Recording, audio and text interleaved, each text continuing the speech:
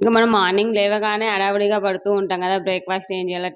Tiffin ఏం చేయాలా? లంచ్‌లు, snacks ఇలా ఉంటుంది కదా! ఈజీగా రుబ్బి నానబెట్టే పని లేకుండా అప్పటికప్పుడు దోస అనేది బ్రేక్‌ఫాస్ట్ అయితే చేసేసుకోవచ్చు. ఇందుకోసం అయితే గన ఒక కప్పు బొంబాయి రవ్వ, కప్పు అటుకులు తీసుకొని, ఆ అటుకులని మిక్సీలో వేసేసి పౌడర్‌లాగా తయారు చేసుకోవాలా.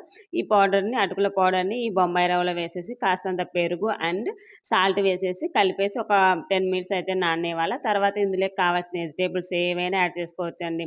హెల్తీగా ఇంక జీలకర్ర నేనైతే ఆనియన్స్, క్యారెట్, కొత్తిమీర, పచ్చిమిర్చి బదులు వట్టి కారమైనా ఏసుకోవచ్చు పిల్లలకైతే గన. సో, నేనైతే గన పచ్చిమిర్చి వేయకుండా వట్టి కారం అయితే వేసేసి మంచిగా కాస్తంత బేకింగ్ సోడా వేసి కలిపేసి అట్లులాగా వేసేసుకోవడమే అనమాట. చాలా హెల్తీగా ఉంటుంది. ఇంగ ఇందులోకి కావాలంటే పాలకూర, తోటకూర, మెంతికూర ఇలాంటివి కూడా యాడ్ చేసేసుకొని చిన్న మినపట్లాగా వేసేసుకుంటే చాలా బావుంటుంది బ్రేక్‌ఫాస్ట్ అయితే గన. హెల్తీగా ఉంటుంది, టేస్టీగా ఉంటుంది. ఈజీగా కూడా పని అయిపోతుంది కదా! ఏమంటే రుబ్బి నానబెట్టే ఇది పని లేకోకుండా. సో, ఈ విధంగా దోస పెనం మీద అట్లాగా వేసేసి కాస్తంత నెయ్యి గాని, ఆయిల్ గాని అప్లై చేసేసి టర్న్ చేసేసుకోవడమే అనమాట. చాలా టేస్టీగా ఉంటుంది. ఏమంటారు క్రిస్పీగా లోపల మెత్తగా. నేనైతే గనక కొత్తిమీర పచ్చడితో సర్వ్ చేశాను. ఈ కొత్తిమీర పచ్చడి కూడా మీరు షేర్